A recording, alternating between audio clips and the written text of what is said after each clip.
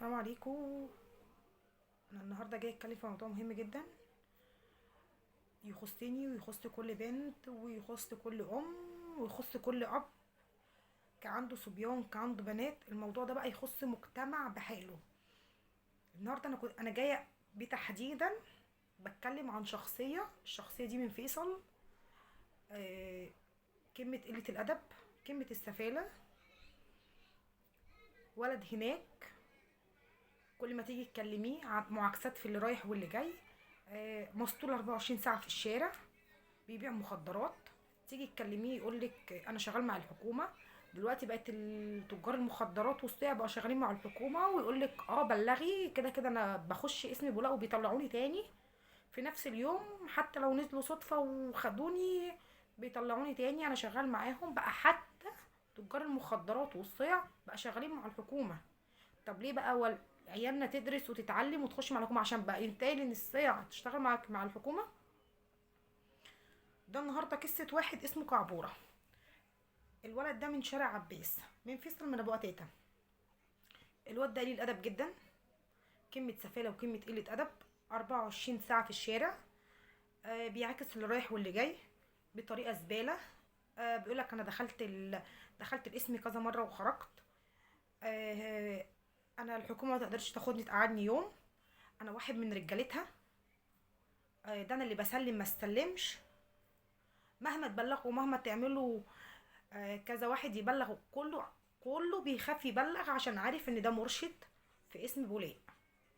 انا عارفه ناس كتير جدا في اسم بولاق، ناس محترمه جدا، من عسكري للامين شرطه للمأمور، ناس محترمين جدا، ناس يعني كميه الذوق والاخلاق. فما توصلش بينا ان احنا نبقى ماشيين خايفين، ما توصلش بينا لمرحله لدرجه ان احنا خايفين نعدي، ان احنا نخلي عيننا تنزل تجيب حاجه.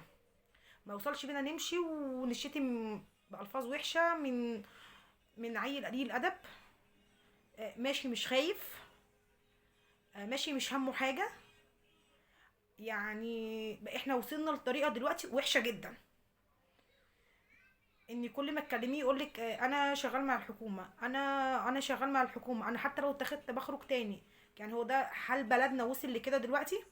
حال بلدنا ان انت شغال مع الحكومه، انك تقل في ادبك، انك تعكس في اللي رايح واللي جاي بالفاظ الوسخه، بان انت تبيع مخدرات علني في قلب الشارع، واللي يتكلم معاك تقل في ادبك ككبير او صغير. عشان جناب حضرة سعادتك شغال مع الحكومة، عشان جناب حضرة سعادتك أستاذ كعبورة محدش يقدر يعبسه. أستاذ كعبورة الحكومة لو اتكعبلت فيه واتاخد بيطلع في نفس اليوم. أستاذ كعبورة بيقولك أنا اتاخدت مرة مع واحد هو اتحبس وأنا طلعت. أنا اترددت كتير جدا إن أنا أتكلم في الموضوع ده، اترددت كتير جدا إني والدتي تقول لي بلاش الموضوع ده، بس احنا خلاص، احنا كشعب احنا تعبنا. من امتى حالنا وصل لكده؟ من امتى بقينا احنا نخاف نعدي في الشارع؟ من امتى ده؟ من امتى ننزل نلاقي بعين المخدرات علني في قلب الشارع واقفين؟ من امتى تكلمي واحد بتاع مخدرات، واحد صايع، يقول لك اصل انا محمي من الحكومه، انا رجاله الحكومه؟ يعني ايه رجاله الحكومه؟ يعني ايه بقت صايع بقت رجاله الحكومه عشان بترشد فانت من حقك تعمل اي حاجه معاك السلطه؟ يا ريت يا ريت اي مسؤول يرد علينا في الحكايه دي بالذات، ان احنا بنعاني. يعني من كعبوره ومن اشكال زي كعبوره، ان هو يقف في وسط الشارع ويقول لك، اقول له طب انا عندي استعداد ابلغ عنك، يقول لي انت لو بلغت عني انا كده كده هطلع ومش هسيبك. ده كده قله ادب. يعني انت معناها فعلا انت مش خايف. ناس كتير تقول لك لا اصل هو كل ما يتكلم يقول لك انا شغال من الحكومه. ناس كتير فعلا تقول لك هو لو الحكومه اتكعبلت فيه بيخرج وبيروح بيطلع تاني في نفس اليوم. يبقى ازاي بقى؟ يبقى ازاي انت اتقفشت بتقول اتقفشت مره واتقفشت اتنين واتقفشت تلاته وطلعت في نفس اليوم؟ ده بناء على ايه؟ ما احنا برضو عايزين حد يفهمنا. يعني حرام اللي بيحصل فينا ده، حرام حرام حرام اللي بيحصل فينا ده بجد. احنا كشعب احنا كده تعبنا. كان خاف نمشي في الشارع، كان خاف. ولا ولمن بقى جنبه كده شويه الصيع بتوعه، اللي هم ما هو استاذ كعبور افندي متحمي في الحكومه، فاستاذ كعبور افندي قبل ما الحكومه بتنزل بتتصل بيه، فاستاذ كعبوره بقى لمم لك الشله جنبه محدش بقى يقدر يكلمه، فهو عارف. يعني انا اول مره يعني اشوف حد بالطريقه دي ولا بالشكل ده. الحكومه سايبه لي انا مش فاهمه. هل هو فعلا شغال مع الحكومه؟ فهل ليه الاصل ليه الاصلحيه الحاجه ان هو يعمل كل حاجه على مزاجه عشان هو شغال مع الحكومه؟ خلاص يبقى احنا كنا نطلع صويا عشان نشتغل مع الحكومه، عشان محدش يقدر يكلمنا. لما انت بنتك ولا ابنك يكونوا ماشيين في الشارع وتيجي تروح تكلمه، وعاكس بنتك او جار شكل ابنك وتيجي تكلمه، يقولك انت ما تقدرش تعمل معايا حاجه، روح بلغ الاسم عندك، هو انا ماسكك؟ بس انا لو خرجت انا هقطع لك وشك. هي دي بقى احنا بقينا طريقه، بقينا بالاسلوب ده.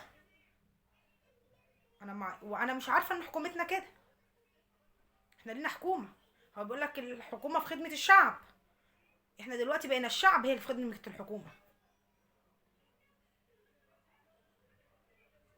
يعني ان انا اخاف ارد عليه، يعني اخاف اكلمه، انت اشتم براحتك، بيع براحتك، لم السيح حوالينك براحتك، عشان انت حضرتك شغال مع الحكومه، احنا ما نقدرش نتكلم ونحط جزم في بقنا.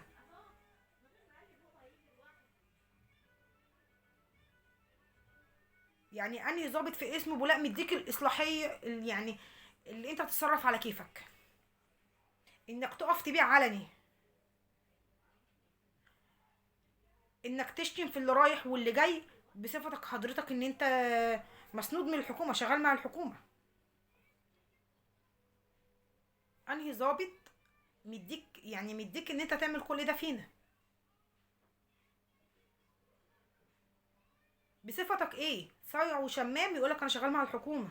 خلاص يبقى كنت طلع احنا كمان بقى بلاش دراسه وبلاش التعليم، ونقف صيع كل واحد عنده بقى ايه، ولد عنده شاب يوقفوا صيع في الشارع عشان يبقى لينا سند في الحكومه.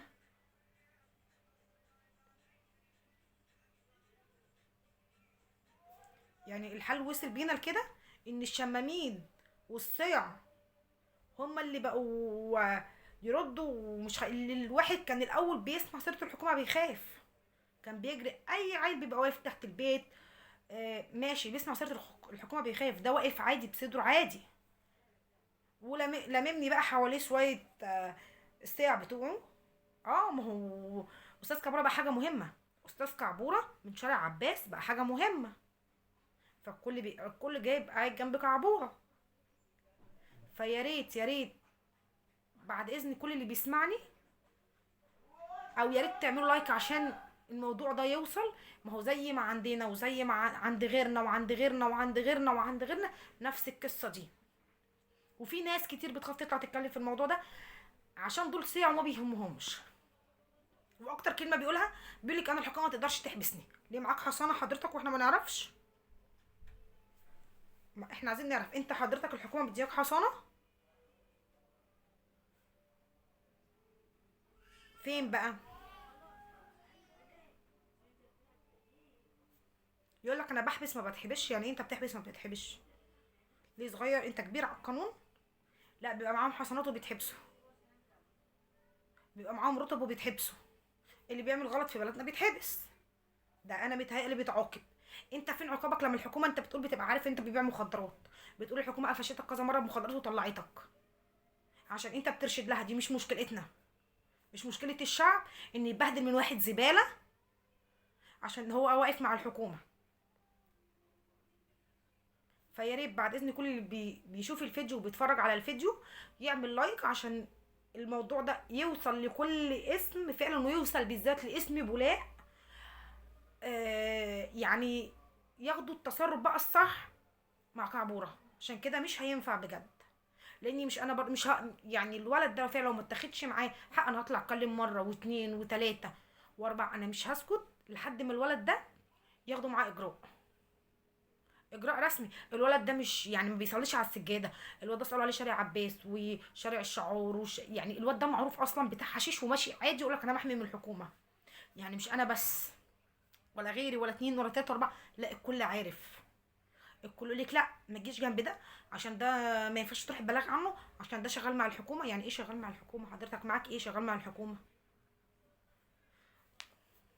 فيا ريت بعد اذن كل واحد سمع الفيديو او بيتفرج على الفيديو، يا ريت بعد اذنكم تعملوا لايك عشان الفيديو ده يوصل لكذا مسؤول، وكل مسؤول في حتته يشوف فعلا زي ما بيحصل في شارع عباس، في فيصل، في بطير عند اسم بولاق. بيحصل في كذا حته في كذا منطقه. فبرضو كل واحد عنده نفس القصه دي، كل اسم هيشوف اللي انا بقوله واللي احنا بنعاني منه بسبب الصياع، يقدر يعني، يا ريت يتوجه يعمل اي حاجه.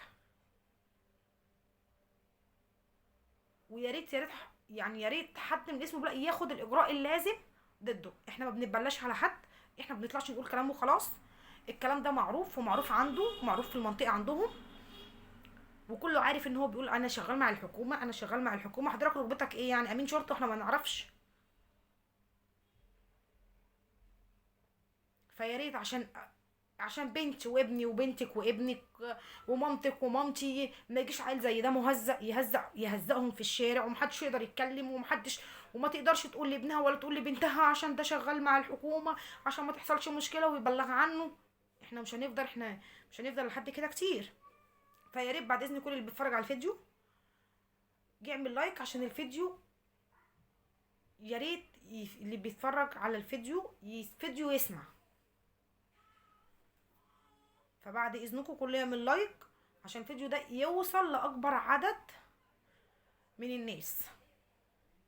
السلام عليكم. هستنى ان شاء الله، لو ما اتخدش مع الولد ده اجراء رسمي، احنا هنطلع مره واتنين وتلاته رجاء لاسم بولاء، رجاء لاسم بولاء. يعني عايزينكم تاخدوا الاجراء اللازم مع كعبوره اللي في شارع عباس، بعد اذنكم. وانا عارفه ان انتوا اسم محترم جدا، كلكم من امين شرطه العسكري الضابط لمأمور اسم، ناس محترمه جدا، لرئيس مباحث ناس محترمه جدا، وانا عارفه ان انتوا مش هيرضوكوا ده. السلام عليكم.